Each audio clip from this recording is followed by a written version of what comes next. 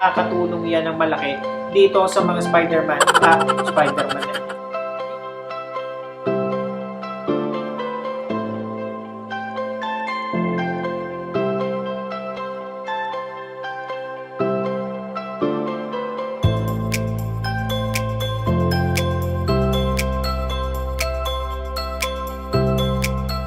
Good day and welcome po sa panibago na namang episode ng aming channel at ako nga po pala ulit si Allen ng Greenyard TV and para naman sa vlog natin for today, dito naman tayo mag-focus ngayon sa mga spider plants. Ito yung first ever na gagawa tayo ng vlog regarding dito kaya magiging helpful ito and useful sa mga gustong mag-alaga ng spider plants at doon na rin sa mga may alaga ng spider plants. At syempre, bago tayo magsimula, sa mga bago pa lamang po sa aming channel, huwag niyo pong kakalimutan na mag-like, share, and subscribe and pakihit na rin po yung notification bell para maging updated kayo sa mga susunod pa naming videos.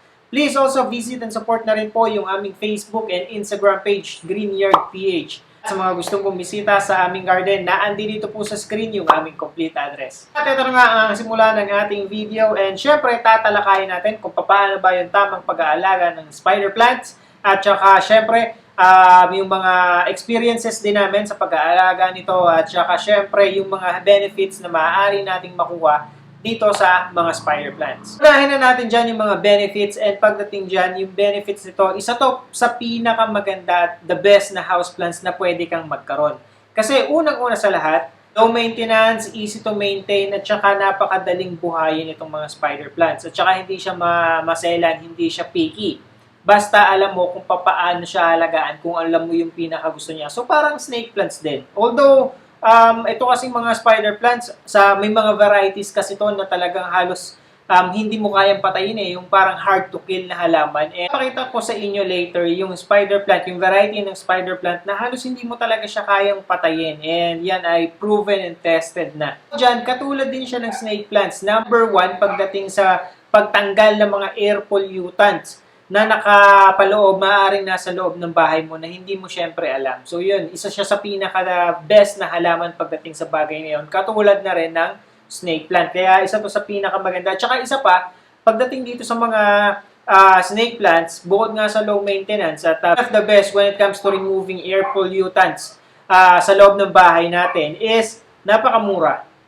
Siya yung tipo ng halaman na masasabi nating hindi nagtaas yung presyo, hindi even if nung nagmahalan lahat ng halaman siya, naging halos ganun lang din yung yung presyo niya. And siguro, dahil sa common itong halaman, itong spider plant sa atin, medyo na-underappreciate siya, di ba? Lalo na naglabasan yung naglabasan yung mga magaganda, yung mga rare plants. So, karamihan talaga ng mga common at saka yung mga madalas nating makitang mga halaman ay hindi masyadong napansin.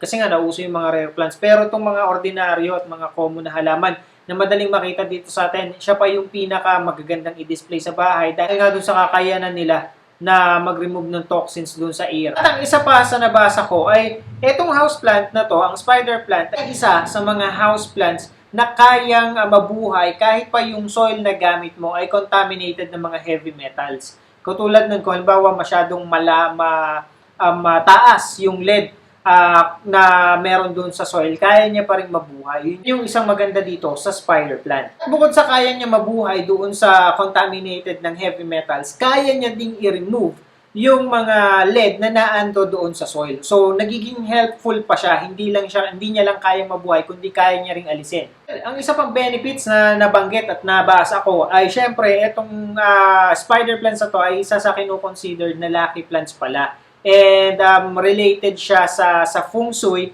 and maganda daw siyang i-display sa mga bedrooms at saka sa living rooms natin. Talagang win-win situation ka kasi kung halimbawa mahilig ka sa feng shui, mahilig kang maglagay ng mga decorations na naaayon o related sa feng shui, ito na yung spider plants. Tapos kaya niya pang mag-remove ng toxin sa air. So talagang win-win situation tayo pagdating dito sa mga spider plants. At ang isa pa na maganda dito sa mga spider plants, hindi siya harmful pagdating sa mga tao na may allergies. Kasi yung ibang mga halaman, lalo na yung nakakapag-bloom ng mga bulaklak niya, minsan may mga tao na allergic sa mga ganong klase ng yung mga pollen or kung anumang klase ng halaman. Itong mga spider plants, almost wala kang allergies. Kahit pa sabihin mo may allergy ka, hindi siya masyadong hindi masyadong makakaapekto sa iyo.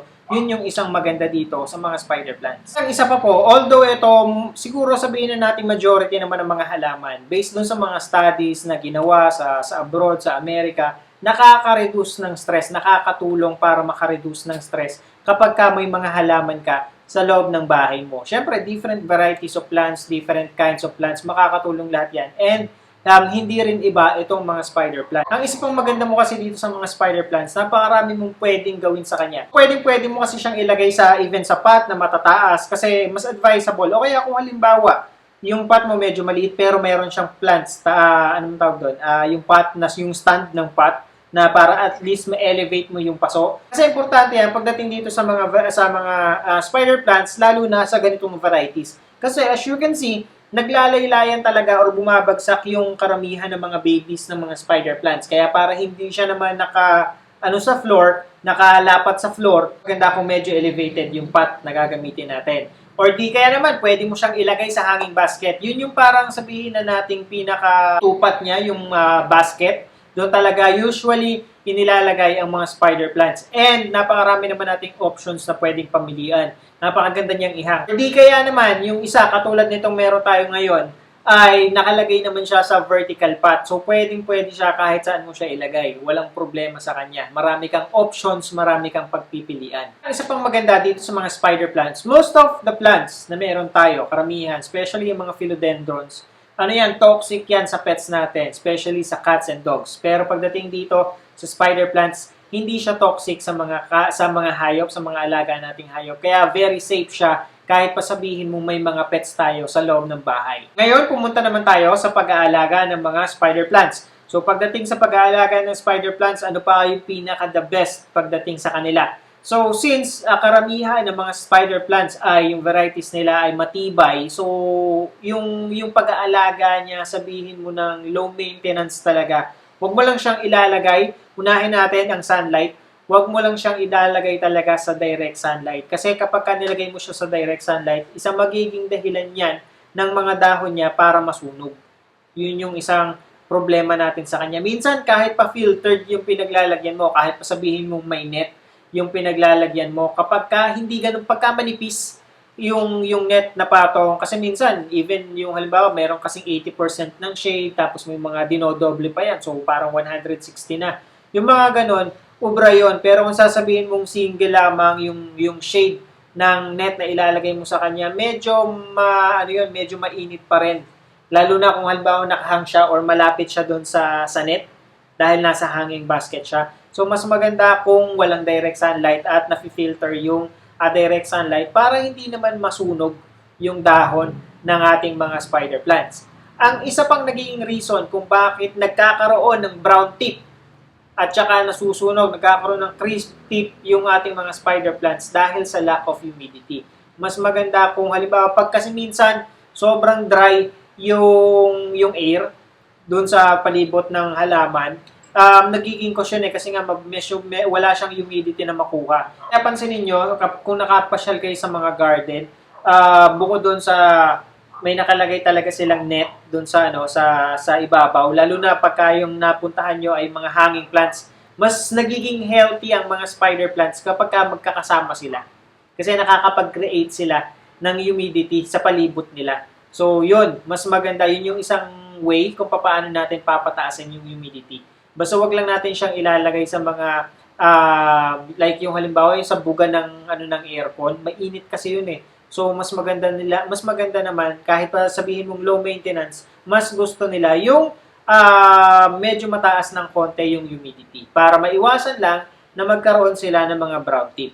Isa pang reason kung bakit nagkakaroon syempre ng brown tip at medyo naninilaw, kung mapapansin nyo, medyo naninilaw yung inyong mga spider plants is because maaaring kulang sa dilig. So yun, mas prone ang spider plants, sabihin na natin, parang mas prone siya sa underwatering compare mo sa overwatering. So yun ang pansin ko ha. Kasi kaya naman nila halimbawa, kahit ilagay mo siya sa labas, let's say 1 week na tuluyang umulan, hindi naman magsasuffer yan sa hindi naman yan magsasuffer sa overwatering eh. As long as yung yung pots, yung pinaglalagyan mo, yung basket, talagang well-drained. Nakakalabas lahat ng pumapasok na tubig sa kanya. And kung halimbawa tubig ulan lang naman, kahit pa sabihin mo nakababad sila sa ulanan, and since makapal yung spider plants mo, lalo na kung makapal yung spider plants mo, na nasasangga naman nila hindi naman lahat ng ulan pumapasok sa kanila kasi dahil nga dun sa mga leaves na nakapailibot sa ibabaw niya, so i-deflect nila yung mga karamihan ng tubig ulan na maaaring pumasok dun sa pinaka-soil. So yun yung maganda sa kanila. Yun nga, pagdating sa watering, syempre, huwag pa rin nating hahayaan na overwater tayo kasi magiging cause pa rin yun ng pagkabulok or pagkamatay. Pero more on ganun mapapansin nyo na naninilaw tapos natutuyo yung mga tip ng inyong mga spider plants. More on sa humidity, sa direct sunlight, o kaya sa underwatering ng ating mga spider plants. So, yun yung maaaring cause. Kaya yun yung ating babantayan. When it comes sa fertilizer, ubra ang MSG dyan. Halimbawa, hindi nyo pa napapanood yung video na yun, meron tayong content regarding kung paano gagamit ng MSG. Pwede rin. O kaya yung mga talaga, kung meron naman kayong fertilizer talaga, pwede naman natin gamitin yung mga complete na fertilizer, makakatulong sa kanila yun, syempre, para mas maging healthy. When it comes naman sa soil na ginagamit, so ang soil na ginagamit namin, usually, or normally, yung mga soil na ginagamit namin sa karamihan ng aming halaman. So ano yun? Yun ay mixture ng tuyong ipa ng palay, tapos garden soil. Yung garden soil, kung ano man yung makikita mo sa bakuran, ihahalo mo lamang yung tuyong ipa ng palay, mas marami, twice ang dami ng tuyong ipa ng palay pagka hinalo mo doon sa garden soil. Tapos i-mix mo ng mabuti. Katulong yun para at least, unang-una, mas gagaan yung mixture kasi hindi siya solid na lupa. Pangalawa, nakakatulong yun para maging well-drained yung soil mixture mo. At the same time, yung kasing mga rice hull na yan, yung tuyong ipa ng palay na yan, nakakapag-keep yan ng moisture. So, makakatulong yan ng malaki dito sa mga dito sa mga spider plants natin, lalo na at mas gusto nila yung medyo merong humidity ng kaunti. Ngayon naman talakayin natin yung iba pang factor kung bakit nagkakaroon ng parang yung brown tips at saka mga brown leaves itong ating mga spider plants. Una na nga dyan yung sabihin na natin ito yung stress of over at saka underwatering. Dalawang factor kasi yan.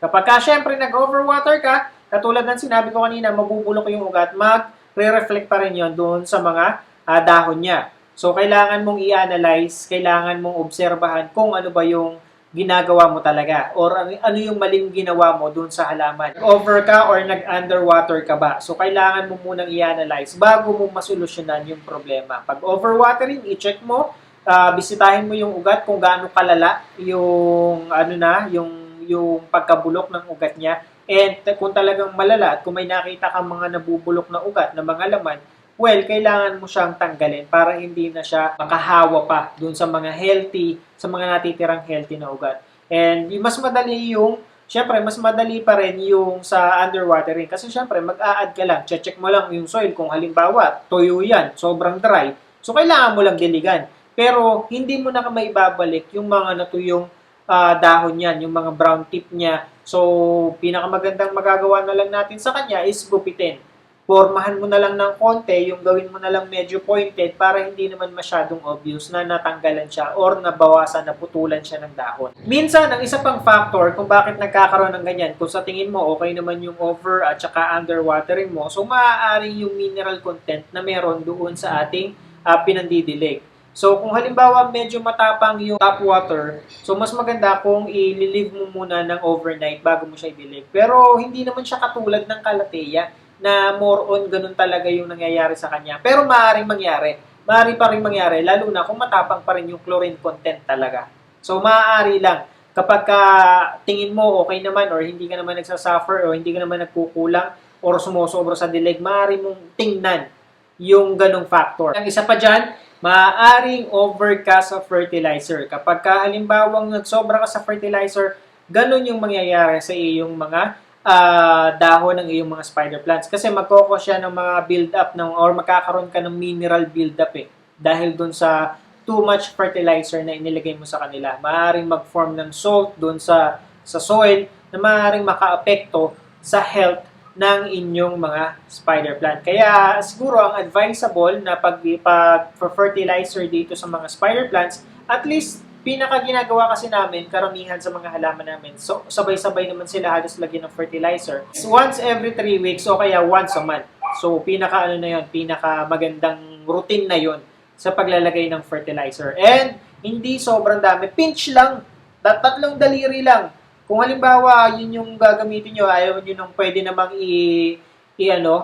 tunawin sa tubig yung fertilizer. O kaya kung halimbawa, maglalagay kayo ng fertilizer, 3 fingers lang, o kung ano lang yung madadampot ng 3 fingers nyo, ilagay nyo sa spider plant. Make sure na naandun siya sa tabi ng edge ng pot o kaya ng basket at hindi malapit doon sa spider plant mismo. Hindi malapit doon. So, ganun ang paglalagay. Kung halimbawa, buo mo siyang ilalagay, yung mga fertilizer na gagamitin mo. And ang sunod nga dyan, syempre katulad na nabanggit ko, yung too much sun exposure. Huwag nyo silang itatapat sa direct sunlight, lalong-lalo na yung afternoon sunlight. Morning sunlight, kaya pa yan, walang problema dyan. Pero yung afternoon at saka yung noon, medyo mainit na talaga siya. Kahit pa sabihin mong sa tag-ulan, mainit pa rin katulad ngayon, tag-ulan na. Pero pagka sumikat naman ang araw, sobrang init pa din. Kaya yun yung i-avoid natin sa kanila. And ang isa pang factor na maaari, kung lahat yun ang nabanggit ko sa una, ay okay naman, maaaring may disease ang iyong spider plant. Yun yung tinatawag na, kung hindi ako nagkakamali kasi sinearch ko rin siya So, ang tawag pala doon ay yung bacterial leaf blight. So, ang nangyayari dyan, nagkakaroon ng mga brown spot yung inyong mga spider plants. Unti-unti siya magiging dark brown hanggang sa mangingitim na siya, hanggang sa matutuyo na.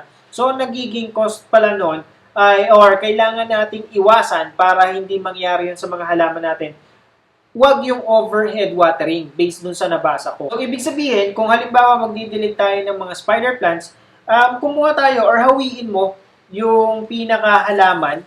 So, pag hinawi mo siyang ganyan, doon mo didiligin malapit na mismo sa ugat at hindi yung naandun sa ibabaw, dito mo siya didiligan. So, yun. When it comes naman sa propagation, so, dalawa yung method na pwede natin gawin dito. Isa yung root division, so yun yung tinatawag na pag-aakat. Ginagawa yan usually kapag nakita mo na nanganak na yung spider plants, dalawa na yung puno.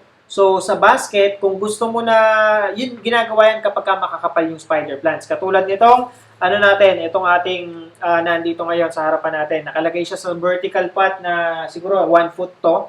And makapal na siya. So yan, kapag tinanggal mo siya sa pinaka-pot niya, makikita mo yan, pwede mo yung hatiin. Hati-hatiin bawat puno.